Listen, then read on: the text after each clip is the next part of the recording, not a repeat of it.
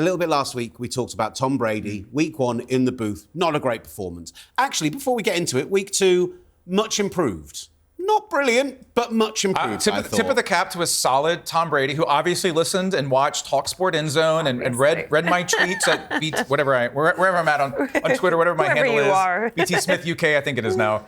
Tom Brady was much improved in week 2, and you pointed this out last week because I was reacting to the immediate. He's getting $375 million. He has to be better.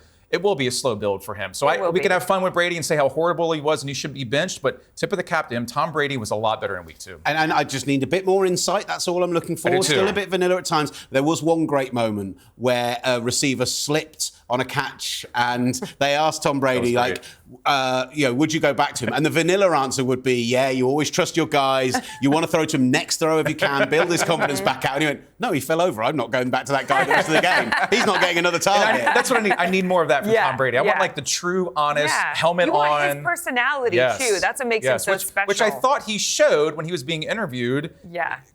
Watching Birmingham City, watching Wrexham, and talkSPORT got Tom Brady. And I was like, that's the Tom Brady I want to see. I want to see Tom Brady actually showing off, because he has personality. Yeah, he does. Show your personality. Well, let's see Tom Brady having a bit of fun chatting with talkSPORT this past week. It is also probably one of the highest profile matches at this level in English football history. That's what we should be here for. So you've got the Eli Manning putting on a Wrexham shirt. Yeah, that was BS. I didn't like that one bit, but that's okay. He's been my kryptonite in some big games, but you know what?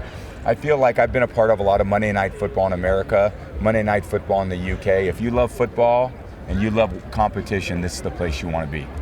And have you already got it in mind what your response will be to him if the result goes the right way tonight? I've been working on a few rebuttals, and he's engaged a few other of my friends as well, but we have a very healthy rivalry with Eli. The fact is that the Brady-Eli thing, for those of us who, we talked about hating the Chiefs earlier, really got over Tom Brady and Bill Belichick early doors. Loved watching Eli beat him in those 2 Super Bowls, particularly stopping the perfect season. Every Dolphins fan obviously loved that more than anyone else. But it was great to see this build to this game. You've got the superstar owners on the other side, and Rob McElhenney and Ryan Reynolds. Eli Manning popping on a Wrexham shirt. He's having a lot more fun now. They're doing the Manning cast. Brady getting involved as well. Like, this is where you can take that stuff and you can have some fun with it, right? That's what it's supposed to be. These relationships, these personalities, these on and off field rivalries. That's what makes it so great. I mean, I will say, I still think that Wrexham has been doing this from an American sense from the beginning, and then everyone else is just kind of following suit with Brady and JJ Watt. What's amazing about that, though, is like, you think about LeBron James, right? I mean, because this is such a big scope now. LeBron James was so far ahead of the curve. 2011, he invested in Liverpool, and you had John Henry, and we have the story about this at talkSPORT.com. And this has been a trend now for more than a decade. So, and part of it's international, but I mean, you have Kevin Durant, JJ Watt with Burnley, Tom Brady, Ryan Reynolds. It's always sunny in Philadelphia. Yeah. You have all of that going on, and I completely agree with you. I loved, though, seeing that Hollywood Bowl, seeing that covered, third-tier English football. You have Super Paul Mullins and Wrexham versus Birmingham City, who's trying to be on the rise again. And you could just tell that Tom Brady is starting to understand it. I've been over here for 16 months, and don't tell anybody, but I'm more into the Premier League than actually the NFL right now, because it's so easy to be so passionate about it. You understand very, very quickly, once you go to the matches, once you're in the stadiums, once you're around the pitch, how the passion is just unrivaled. And I think that someone that's competed at such a high level, like Tom Brady, he understands that. It's also a financial thing. Like, he's seeing the money component. And that's what I want to get onto. As much as it was fun last night, because Tom Brady getting jeered by the Wrexham fans, that's not a clip we can show due to the language involved in it. That was a lot of fun. David Beckham and Gary Neville turning up in the box as well, and shaking hands and all of that stuff. Like, it was very Hollywood. But there is a kind of wider conversation about what this ownership is and what it means. And actually, let's hear again from Tom Brady talking about the ownership of Birmingham City. I'm very excited about actually being on the sideline and watching these other players with their own ambition to go out here and succeed for themselves and their families. They want to change the trajectory of their life. They want to change the trajectory of their families' lives, of what this community is all about. And that really comes down to their performance in winning.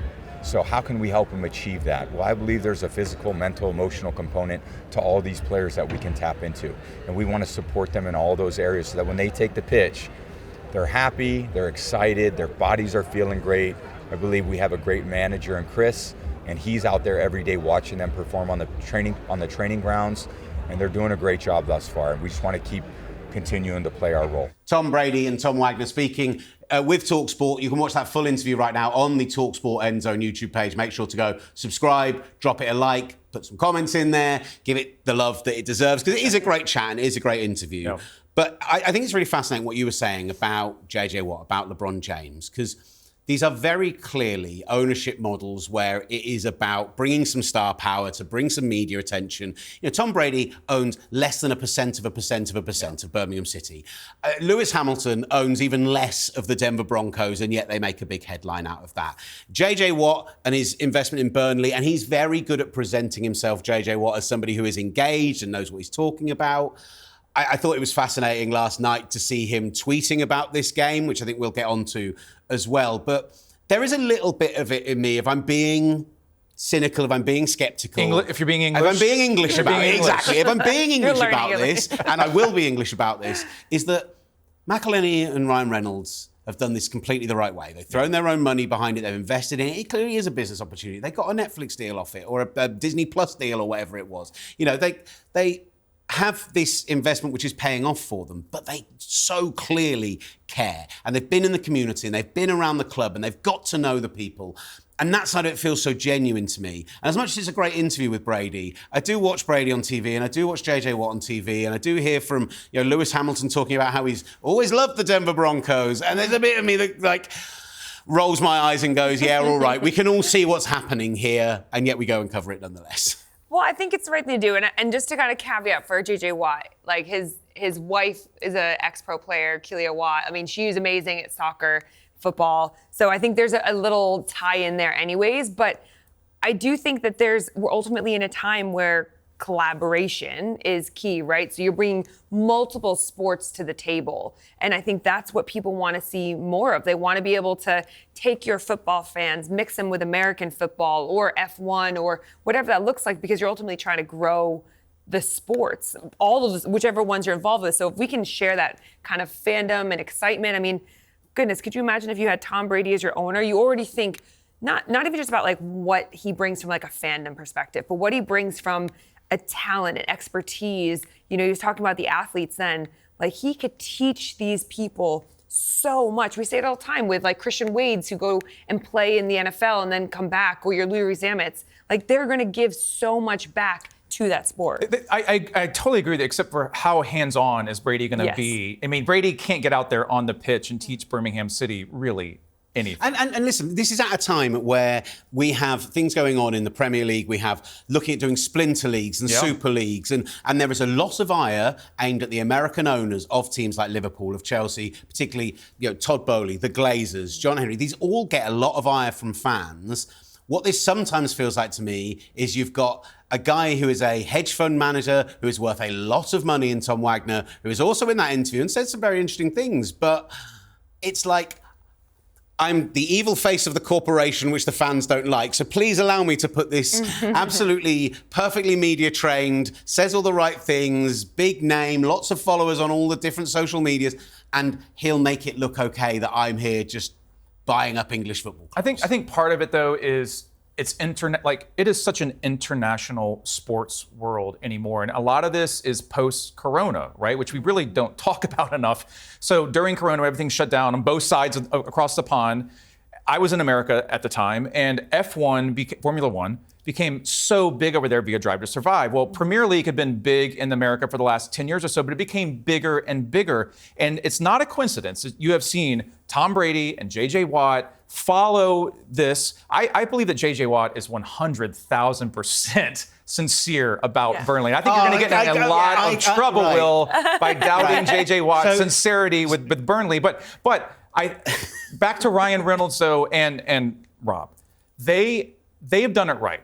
Because you see this through the documentary, and it's a self-promoting documentary, and it's a documentary that builds their brand and helps Deadpool and Marvel and all these things. But in the end, they always return it to Wrexham. They always return it to the fans. They return it to a town that was down and is trying to rise back up. And then it's tied to promotion. And that's the other great thing about this is if Watt had to deal with the Burnley dropping down last year, Brady's trying to get Birmingham City back up. Wrexham is in the 3rd tier, but could get up to the 2nd tier.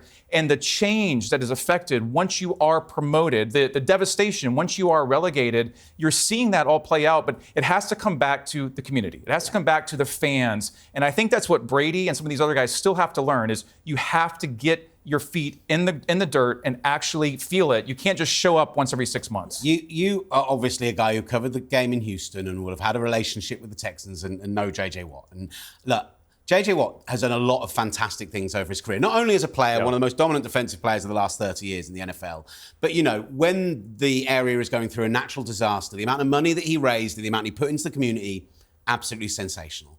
But he is also an individual who has had a very carefully coutured public image for the entire of his career. And whether that is things like, we have this game last night and people talk about should they play this game in America to really ramp up that attention. And I'm just going to read you the tweet he put out yesterday. The beauty of the English game is the history, the tradition, the passion. These clubs have been around long before any of us arrived and they'll be around long after any of us are gone. Modernise some aspects. You're going to need that for sure, but let's not mess with what makes it great. Those are wonderful words that sound to me like they're written by somebody else. And he's a guy who, when people on an NFL Network podcast slag off his clothing line, they hear from his agent and from his lawyers. He is a guy who has always had just that little bit of care. And for me, if you know those depths, it's what plays into this idea that the players a little bit are puppets for these billionaires to get to make themselves look good in the popular sphere. But that's and when you're a professional athlete or you're in those roles, you almost have to have those two separate lives, right? So you have to, what the right thing to say and what the right thing to do is. And so if by him putting out that tweet, I think he's doing and saying the right things and he's trying to represent his people, essentially the people of Burnley, the people of the UK who love and appreciate the sport here.